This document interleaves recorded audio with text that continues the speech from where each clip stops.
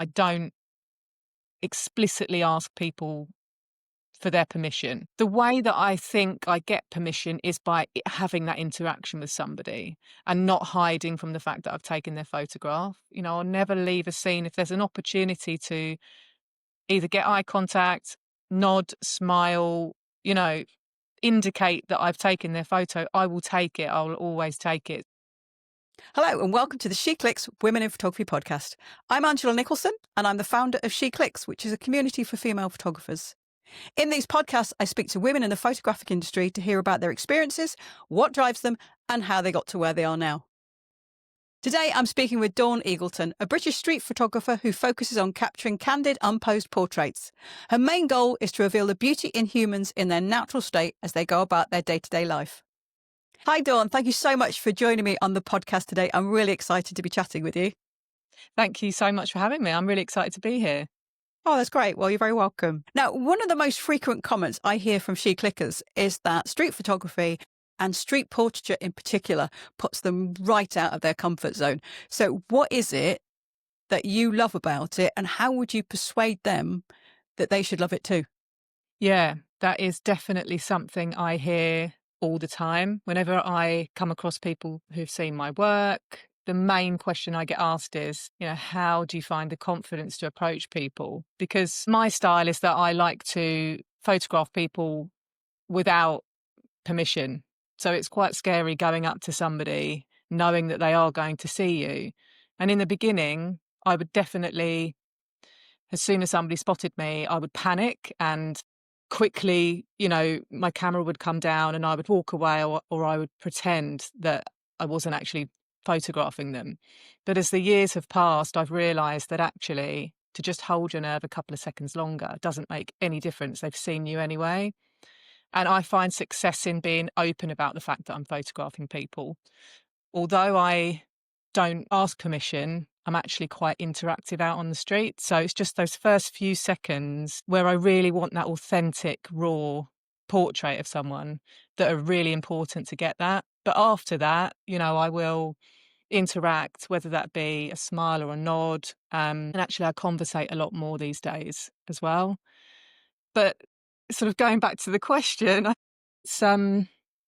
it's practice more than anything. And it's realising and being out there, realising that people are actually okay if you deal with it in the right way. If you are respectful and friendly, actually you don't get the objection that a lot of people talk about. This is overriding conversation about street photography. People must object and they really don't. So that was my initial thing was, people will object and that's where the fear comes from. But as soon as you realise that objection actually isn't there, and if it is, you can deal with it in a very easy way, that falls to the side, that fear. All you're then focusing on is getting the best portrait shot that you can get. Yeah, I mean, I guess if somebody looks up and they see you and you put your camera down really quickly, you look a bit more furtive than if you sort of, take a few more seconds and then give them a smile or a nod or a thumbs up or something like that. They know that you haven't been doing anything a bit weird. You've just been taking their photo. Yeah, and that's exactly right. I find that myself, I know everybody deals with it differently. I've got friends, street photographers, that do still adopt that approach where they really don't want the person to know they've taken their photographs. They're in and out and they're gone. But I actually really enjoy that interaction. I get a lot from that. And I want the interaction to be positive for everybody, myself, the person. And if they ever come across these photographs, which people have started to do, with the magic of social media, I want them to like the photograph, but also I want them to remember it as having been a nice positive moment, and that I wasn't trying to take something from them. So yeah, I find personally that I've had much more success in just being open about the fact that that's what I'm doing and that I've really got nothing to hide. I'm just trying to create some nice art, really. I think street portraiture or street photography where you have eye contact with the subject, it is much more engaging than photographs snapped with a longer lens or from further away or side on or from behind and stuff like that. How long are you prepared to wait for someone to actually look up? I think it depends how how good I think the photograph is going to be, I guess, is the answer to that. But you can't, sometimes you're at a point where you just know, you feel that it's too long. You can't Yeah. encroach on someone and, stand there forever and ever and ever and wait for them to look up, because it's just not fair, and it becomes a bit sort of awkward, I guess. So, Everybody else around starts noticing you. yes, everyone's looking at you, wondering why this person's not looking. Yeah, but I do enjoy the eye contact. I think very early on I realised that that was a very, very good point of contact for the viewer of the photograph, for them to be able to have that eye contact, somebody looking back at them. I'm trying to sort of create these sort of reflections for people. I really want the viewer to relate to the subject that I'm photographing, and the eye contact allows me to do that. But I do also really, really enjoy these kind of pensive shots as well, of people, looking thoughtful. So both, to me, I enjoy both. But the eye contact, I think, when I first realised that I enjoyed that, I had to work out a way of getting the eye contact, but still maintaining it as a candid portrait. Because Hmm. what I don't want to do is I don't want somebody to see me and then change their demeanor. That's exactly what I'm trying to avoid. I'm trying to still maintain or retain that authentic, either gesture, expression, mannerism, posture, all of that. I'm trying to get the essence of them. And as we know, if someone sees a camera, normally their demeanor will change. So with the eye contact, I worked out that there was this really, really small window of time that I had to get the eye contact whilst they were still in this kind of natural state. And that is the first moment that they look up to see what I'm doing stood in front of them. So they're consciously aware that I'm there, but not consciously aware that I'm about to take the photo. And it's, as I say, it's a very small shake of time that I'm looking for. I don't always get that. Sometimes you'll notice in my photographs that people are smiling, and obviously that is a reaction to me. But a lot of the time, I like to adopt that technique of getting myself ready before I approach, so that when they look up to see what I'm doing walking towards them, that's the minute I'll get the photograph. But a smile in that instance, it's an instantaneous, spontaneous result of you being there, isn't it? It's not a posed shot. It's not them preparing and sort of having that fixed grin while you compose the shot. Yeah, So it's it's a natural. it's a natural reaction, I guess you could say, which is one step beyond the portraits I take that are really of somebody in with their natural demeanor. And a lot of people do comment on the fact that some of my photographs, the people in them, they do look quite miserable. And people question whether it's because they're upset that I'm taking the photograph. But actually, it's a result of me adopting this technique where I am capturing people as they are. And if you just look around when you're on public transport at people who aren't communicating with anyone else and they're just in their natural state, we've all got a kind of neutral, sort of Yeah. miserable face. We're not all sat there sort of smiling, are we? Unless we're, lost in thought and thinking about something Yeah. funny. But most of us, when we're in our natural state, we have quite miserable looking faces, I think. And so that's the answer to that. It's not that these people have been upset by me. It's just that that is how their expression is at that moment. Do you tend to do you look through the viewfinder and have your camera to your eye, or do you use the screen on the back of the camera so the camera's lower down?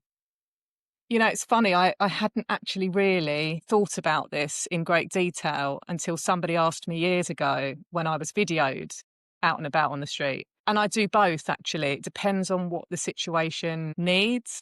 I'm not a shoot from the hip person, Mm. if that's what you're asking. I don't sort of, twist the screen and look down. I'm either like this or, to my eye. But it all depends on what I feel that situation needs at the Yeah. time. And it is instinctive, actually. And this is why I hadn't really, when somebody asked me, I was like, I don't actually know how I took that shot. It was just kind of instinctive. I guess I look through the viewfinder more if I feel that it really needs me to sort of hone in on some kind of composition. Sometimes there isn't time for that. You've got to go. You just got to go.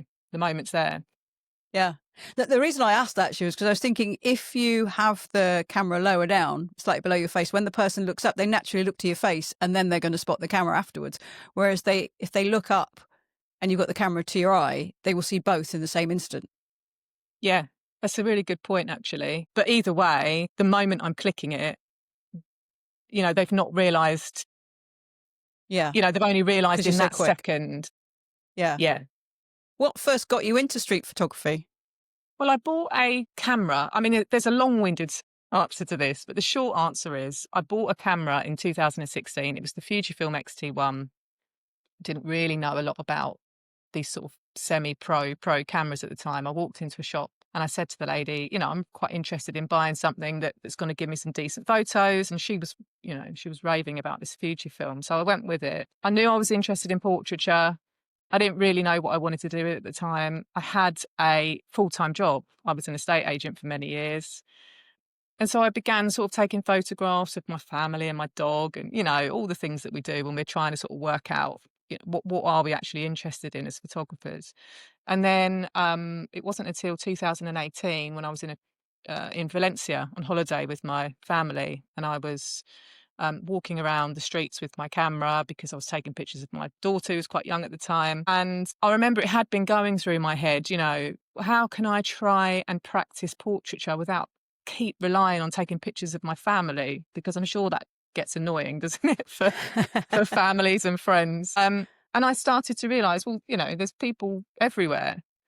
And this gentleman walked past me in the supermarket on my last day, and I was just fascinated by him. He just looked like he had an incredible life story to tell. And just to give you a bit of background about me, I'm interested in human behaviour, and my degree was in film and communication. So, I'm interested in visuals, but I'm equally interested in human behaviour. So I'm always thinking, what's their story? What's their story?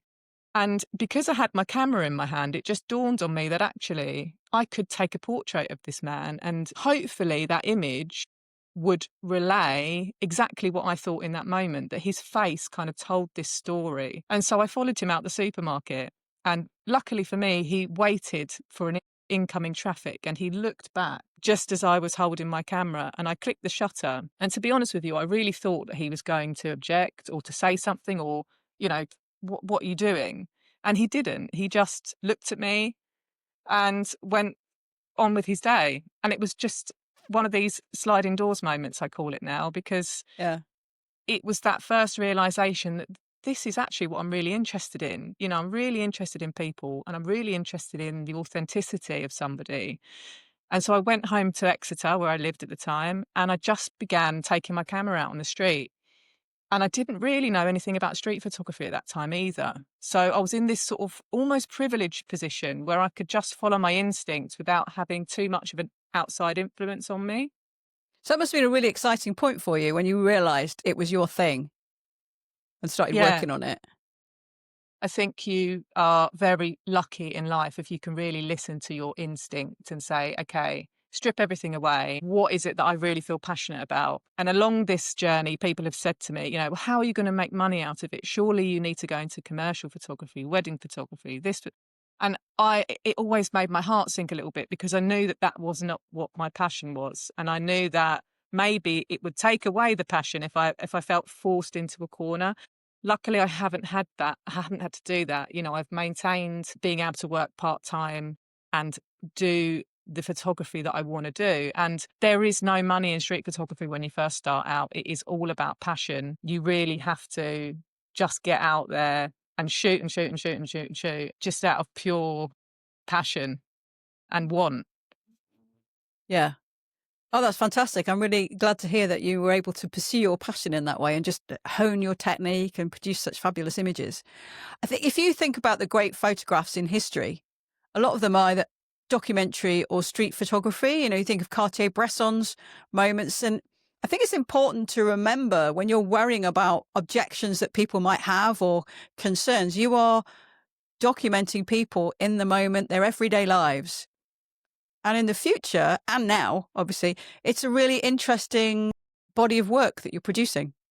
Yeah, it's difficult to know what it's going to mean in the future. I think we tend to romanticize the street photography of the 70s and of the 50s because it is of an era that no longer exists. And a lot of street photographers these days, they try to emulate that today. They're trying to get a feel for what those street Mm. photographers were doing then, which is great because the images are beautiful and nostalgic and vintage. But it's difficult to say really what these images will mean. But yes, it's often crossed my mind that it's important for me to try to document people as authentically as possible because it will mean something in 50 years to see actually how we were living and to realize that people were relatable today Yeah. as they will be in 50 years. We're all living this shared experience.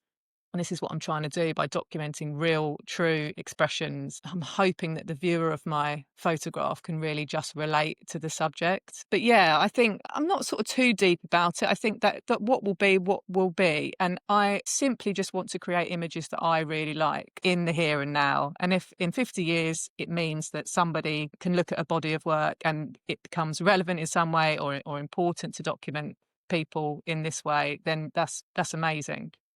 Do you think being a woman makes it a little bit easier because women are perceived generally as being a bit less threatening?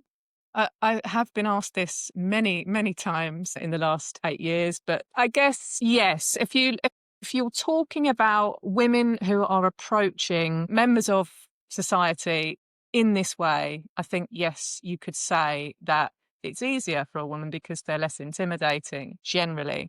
But there are certainly situations in street photography where it is easier for a man, and I tend to stay away from going out at night on my own, for example. I Yeah. know male street photographers in London and other cities that have been able to move into areas where they're documenting quite difficult stuff, within groups of men, particularly, that I would never be able to go and do. So traditionally speaking, if you're talking about photographing women and children, yeah, I think it is slightly easier. It's not easier because it's still hard. Yeah. You still have to find the courage to do that. But I guess subconsciously there's a layer of you thinking, okay, I can get away with this because I'm less intimidating. But Yeah. it still takes an enormous amount of courage as a woman to do it. And I wouldn't say it's easy by any stretch of the imagination. No, no, I wouldn't either. So how do you actually select your subjects? Well, I'm always looking for just some kind of character.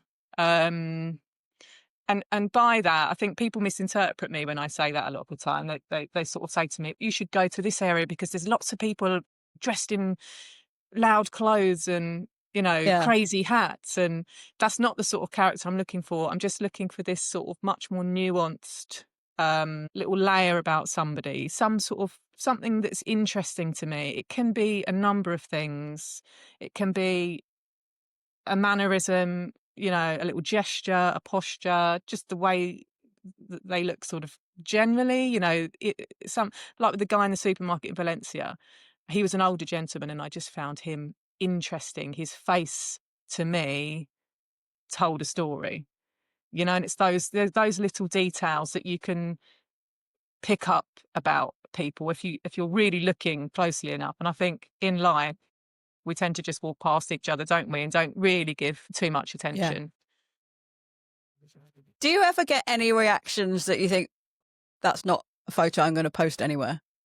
Yeah, of course. I mean, what I would say to that is I have become very good at knowing whether somebody feels uncomfortable before even I've got to the point. I don't encounter a lot of objection, but I think that it's because I manage not to annoy too many people.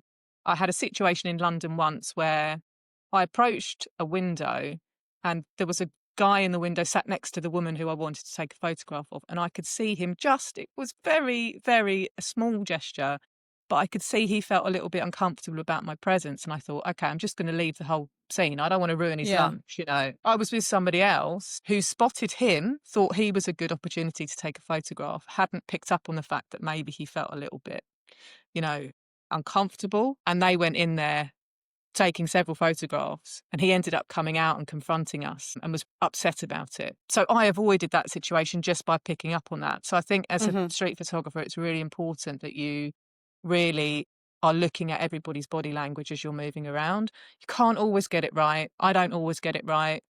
Often I'll get people that say, not often, sometimes I'll get people that say, "Did you just take my photograph?" And I'll say, "Yeah, is that okay?" And sometimes they say no. And I just apologize. I'll say, "I'm really sorry. I didn't mean to upset you." And that is as far as it's ever gone with me. I've never had anybody that has been so upset that, I've taken a photograph of them, they hated it, and I've decided I'll post it anyway. There's one that is a very popular photograph of mine, that is of a hairdresser. He's doing a lady's hair, and she looks shocked. He looks sort of angry at me. But actually, the truth of that shot is, as soon as they realised that I was unthreatening and what I was doing, they fell about laughing. And Yeah. so the photograph is a great photograph because it's got some great expressions.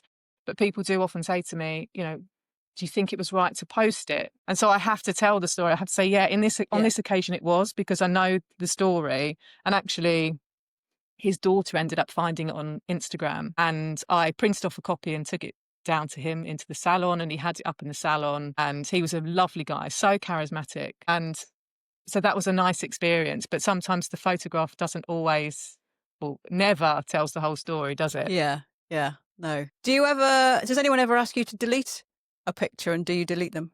I've never ever had that, and I'm going to touch wood because now it will Yeah. probably happen. But no, genuinely, I've never had anybody ask me. I've never been in a situation. I know I have spoken to street photographers that have had horrible encounters where people have said to them, "Show me your camera," and delete the pictures. But I've never encountered that.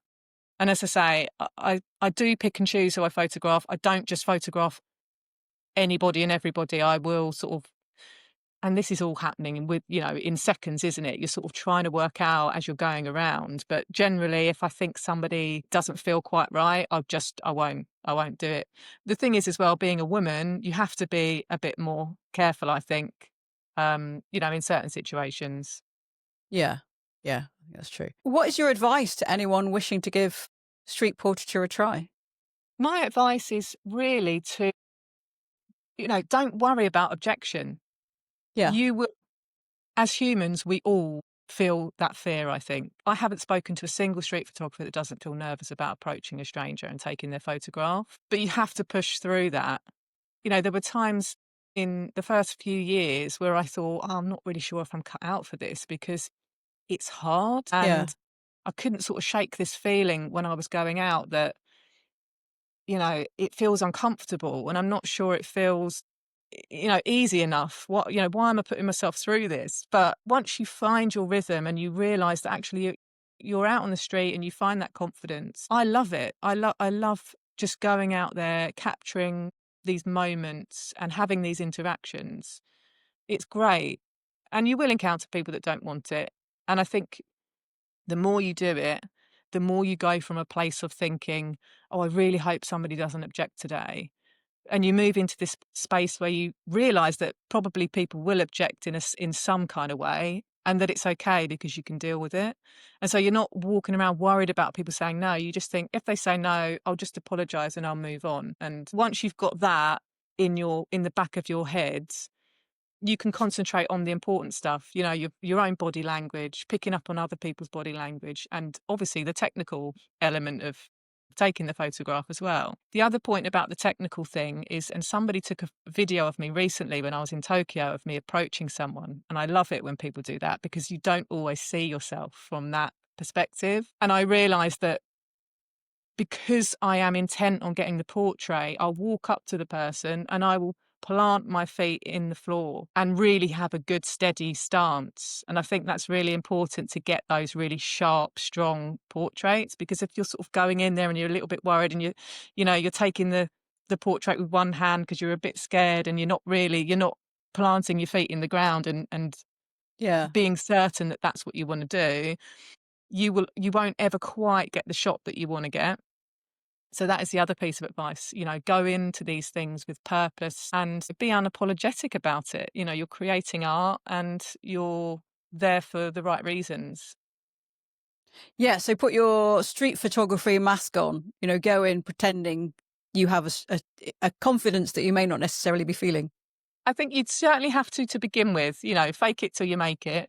Um, but the main thing for me, and the word that has come up again and again, is authenticity. And I'm looking for authenticity from my photographs, but it means that I also have to be out there and being authentic Yeah. myself. I have to be myself. And you'll be surprised when you go out and you're yourself and you let your own guard down, how much you get that back from people. And I think that's a really important point. I think you really have to um, be revealing of yourself. Yeah.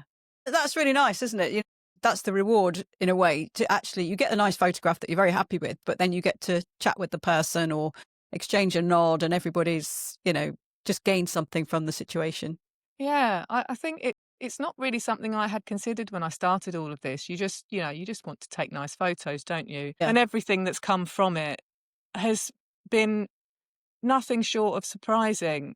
All these lovely things that have come from photography. It's so good for your mental health, but also it's really good for connecting with other people, albeit sometimes just these little tiny moments that you have with other people. But it's all really good for you, and I hope that it's good for the people that I am interacting with as well. Yeah, I think so. Because you're saying basically they're interesting. Yeah.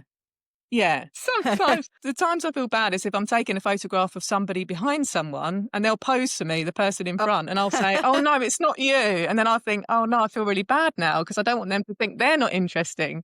Everybody's got something about Yeah. them. It's just they're not always sat in a nice, framed position.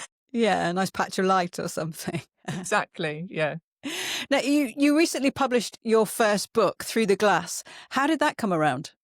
Well, it was basically born out of my start of this journey. When I went back to Exeter, I was really focusing on finding people that were kind of in these sort of almost isolated um, situations where they were either, thinking or by themselves, pensive, that I was looking for that, these solitary moments, I guess you could say. And a lot of the time, people were actually sat down either on public transport or in cafes. And so I was just snapping away. And it all of a sudden occurred to me that I was kind of fortuitously collecting this kind of cohesive catalogue of images that were all taken through glass. And it was a very organic thing, actually. A lot of people came to know me as the person that shoots through glass.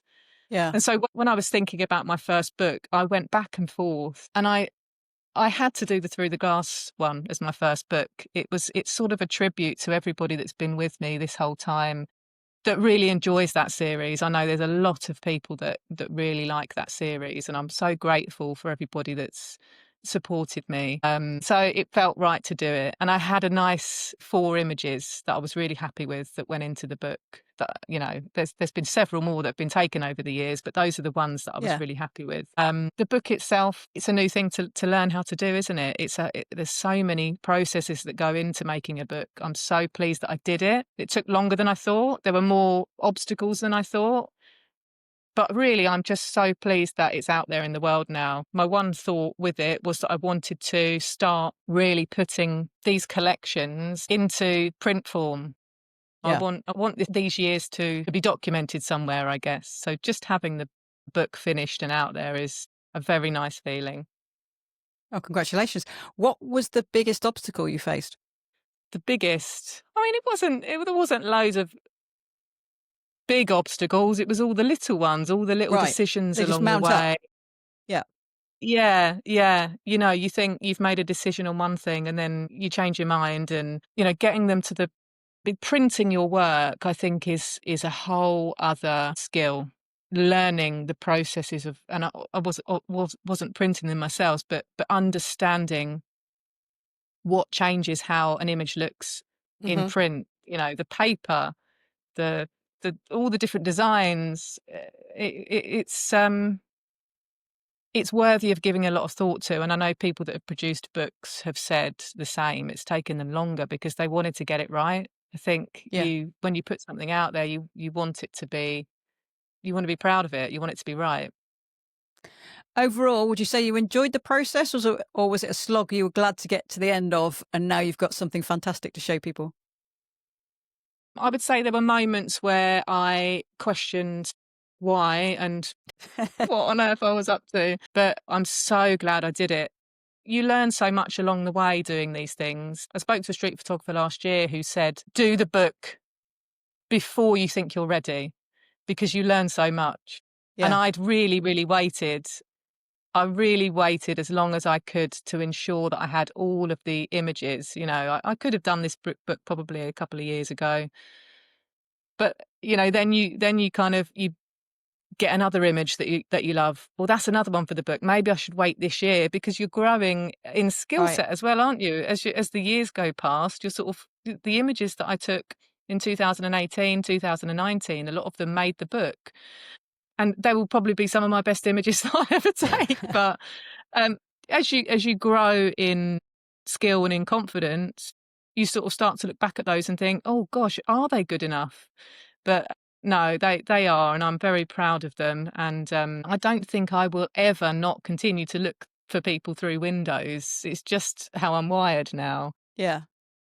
But certainly it's nice to wrap up that portion of my journey. And it did coincide with me moving. The sun's not shining today, but I'm now in Ibiza. We moved here this summer, and it felt right to kind of not close the chapter, because I'm still going to be doing that sort of photography, but to sort of put a pin in that point. Hmm.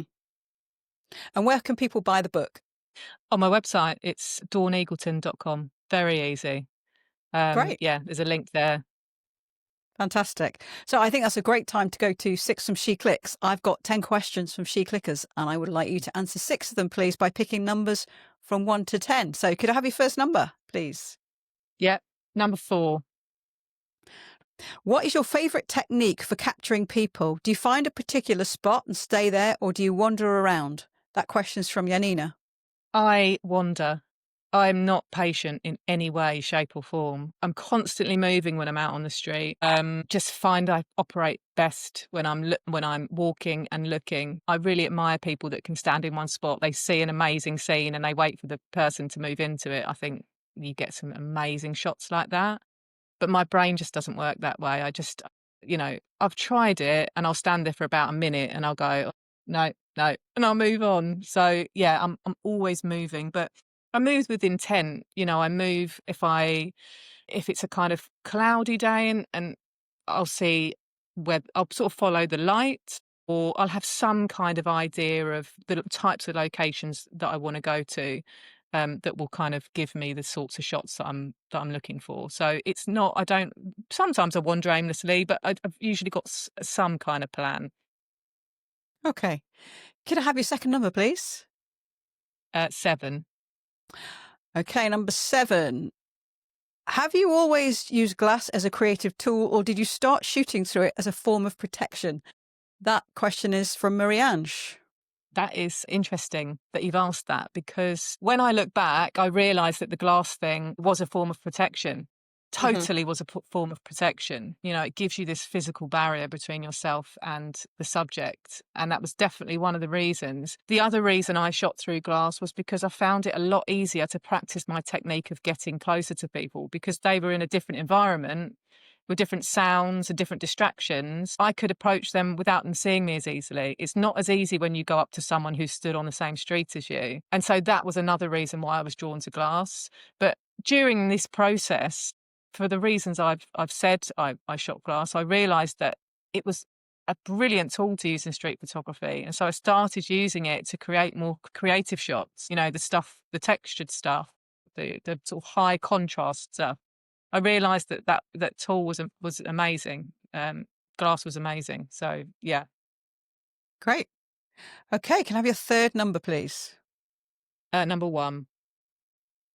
Have you ever felt an instant rapport with the person that you were about to photograph that changed how you captured that person? That question's from Anne.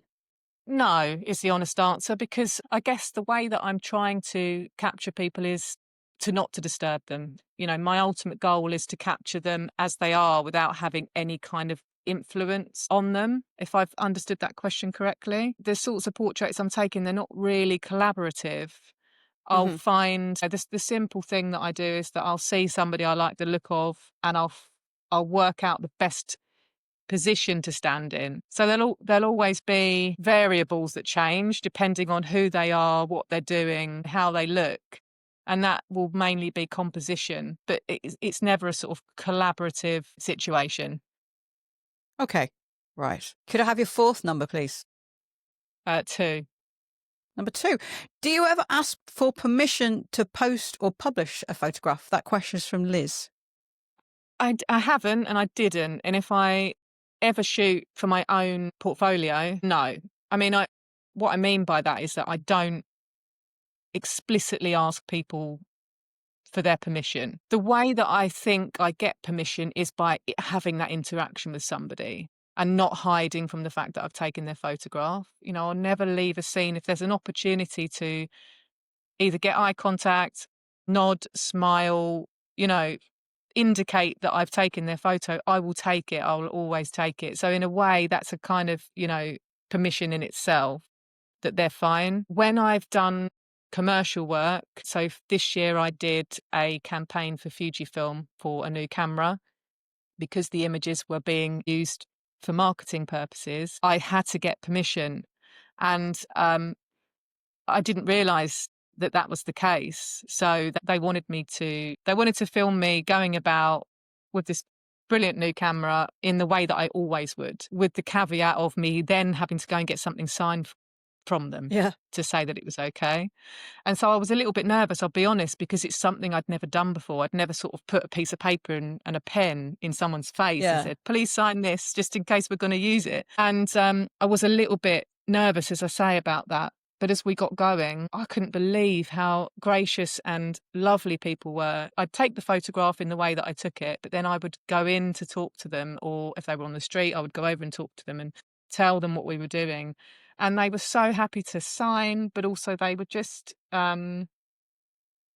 lovely about it. Every single person I Yeah. encountered on those couple of days of filming were absolutely brilliant. And there was a part of me, I'll be honest, that thought maybe I'm telling myself that people are okay because it suits my own narrative.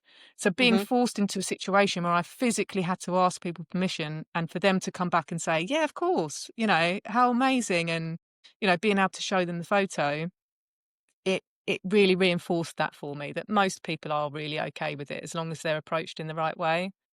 Yeah. Yeah, most people are really nice, aren't they? It's just like you say, it's how you Yeah. approach them. And it's good to have a purpose. If you just, oh, I've just taken your photo, is that all right? They're like, well, why? But if you can say, Yeah. well, I'm a street photographer and I'm doing this project, or I love the light that was on your face, or something like that, that gives a reason, Yeah. I think it's more understandable for them.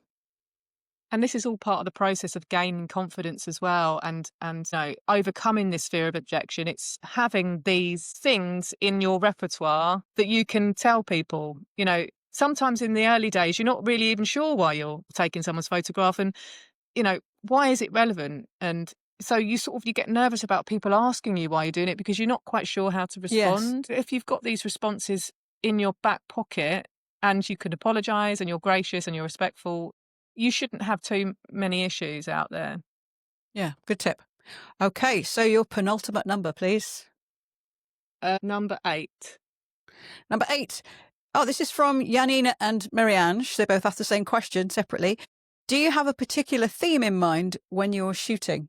A theme. Well, it's always just got to be along that kind of authenticity. I'm just trying to capture people as they are. I think there's real beauty in these Yeah. sort of natural expressions and mannerisms. Theme wise, sometimes I'm sort of forced into a corner where if the weather's not great, or, I can only find shooting time in the middle of the day and it is crazy sunshine outside, I will hone in on certain things that I know work for those types of weathers. So Mhm. with the high sunshine, I'll look for windows where there's sun hitting people and do more of the creative type stuff. Whereas if you get a nice softer light, you're obviously more able to take these kind of portraits. Yeah. Okay. And what's your final number, please? Um, what haven't we had? I'll go for 10. Number 10. What is your go-to focal length? That question's from Sue. It is on a cropped sensor 35. So with my Fujifilm, I'll go for a 35, which is About a 50. 50 millimeter Yeah. full frame. So Yeah. classic street photography focal length. Class, yeah. I mean, some would argue it's more of a sort of 28, but for portraiture, this focal length really just suits me. It gets a lovely, lovely sharp portrait, but also just enough of the environment to tell what's going on. I quite like to isolate my subjects. So anything wider and you start sort of playing about with more of a scene, I think. But, when I first started, I had this big 90 millimeter, which is, over 120, something like that, full Yeah. frame.